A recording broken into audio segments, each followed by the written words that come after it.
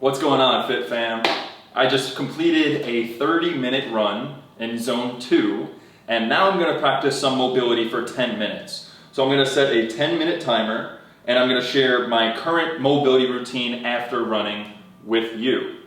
As you know, running can really tighten up your hips and other muscles, so we want to make sure that after we run, we include a little bit of mobility so that we don't tighten up and lead to injury. So I'm going to set a 10-minute timer. You can follow along with me. Let's get started. Mobility. First thing I'm going to do is use these lacrosse balls on my feet. If you don't have lacrosse balls, you can just sit on your toes like this, or even sit on your heels. But first thing we're going to focus on is our lower limb. So my feet and my ankles. So all I'm going to do is stand on these lacrosse balls for about 30 seconds.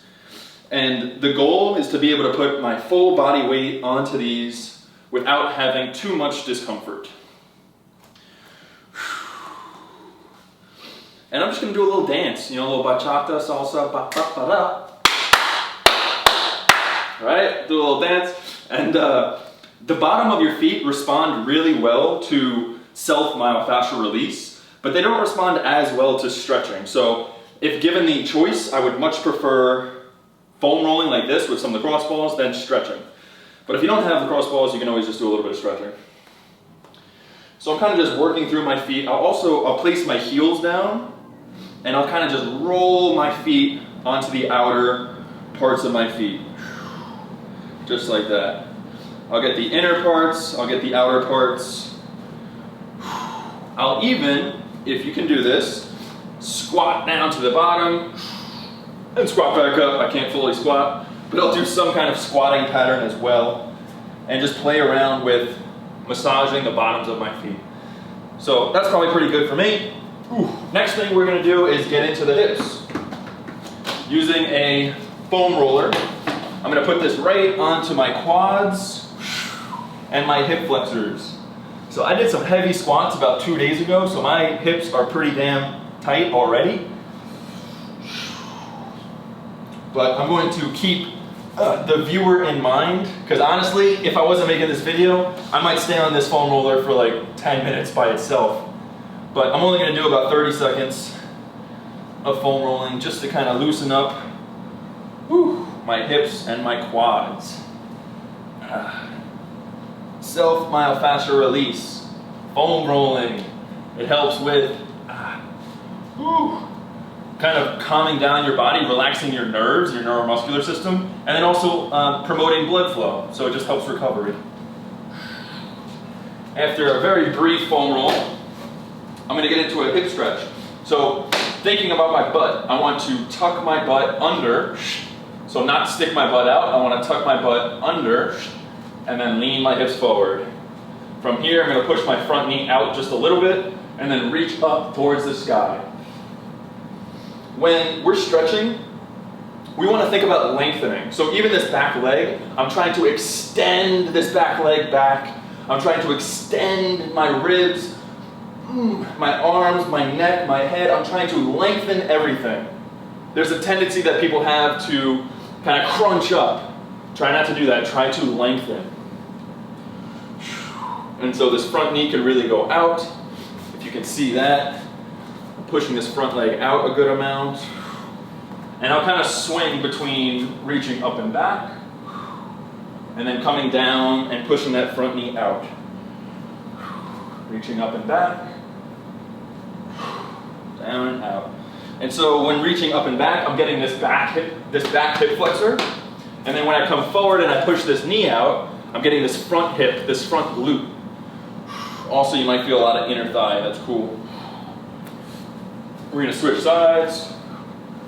So I'm just going hip flexor stretch. Again, remember, every time we're going to hip stretch, we're tucking our butt under, then pushing my hips forward.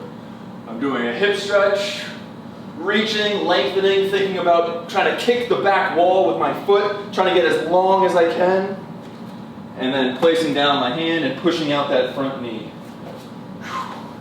Getting that front hip. And I'll flow between these two, maybe 3 or 4 times. Maybe more, maybe less. Everything is just a recommendation. You got to do what the hell feels good for you. Yeah. So for a while, my goal was to get as big as possible, but now I think I want to be fit.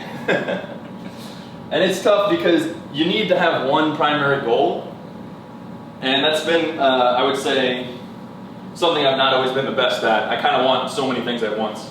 Okay, so now let's switch legs again, and let's go again, hip flexor stretch into a hamstring stretch.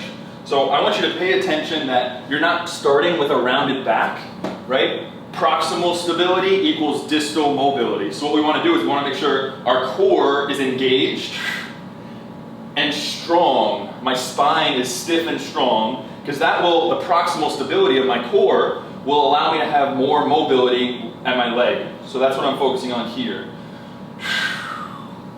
And so we can just flow. Hip flexor stretch, remembering to tuck your butt under, to a hamstring stretch, just tilting just an inch or two at the hips, and we'll flow 3 or 4 times through this. I got 4 minutes left on my timer. Just right. All right, so I just went on a run, right? And so after I run, I like to cool down for about 10 minutes without eating anything. Because if I eat something too soon, it'll upset my stomach. And then after about 10 minutes, I'll have either a sugary drink with electrolytes or a piece of fruit. And then about another 5 or 10 minutes later, I'll have a meal. And that allows me to not get an upset stomach. I remember when I started, first started running, and this was like COVID, I did not run my whole life. I remember when I started, I went on a big run, and then I ate a big giant meal, and the pain, the stomach pain, it's no good. It's no good. So you want to make sure if you do go on a run, give yourself some time until you eat a big meal, because your digestive system is not ready for that just yet. Okay, cool, so we're going hamstring. If you didn't switch sides, I switched sides. Hamstring to a hip flexor stretch. Again, just tilting the hips. I'm not rounding and leaning forward like this. I'm just barely tilting the hips, feeling an intense stretch. I'm also flexing my toes towards my head. I'm not pointing, I'm flexing. So this helps to engage a little bit more calf. Cool. Maybe 1 or 2 more times, flowing between a hip flexor and a hamstring.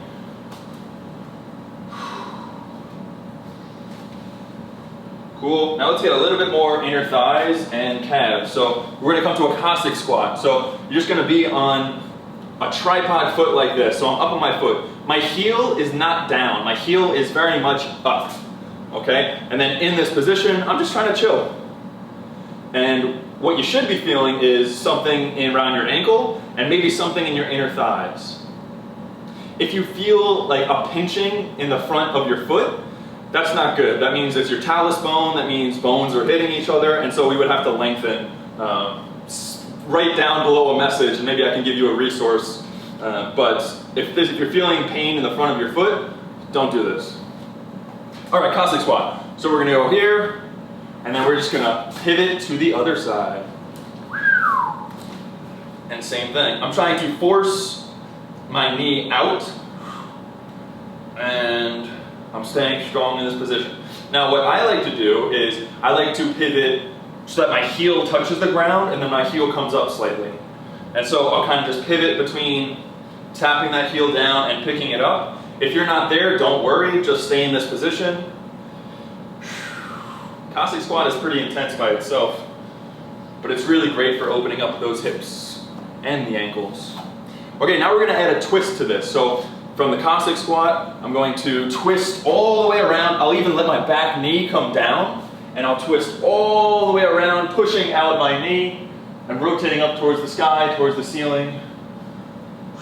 And then I'll come back to a Cossack squat, and then I'll switch sides, placing my hands down, twisting all the way, bringing my back knee down to the ground. I'll place my hand onto my front knee to push it out, to get some more space on my hip, and then rotate towards the sky.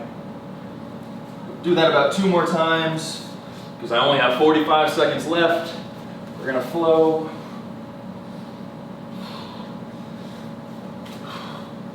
And flow. Cool. That's the mobility session for running.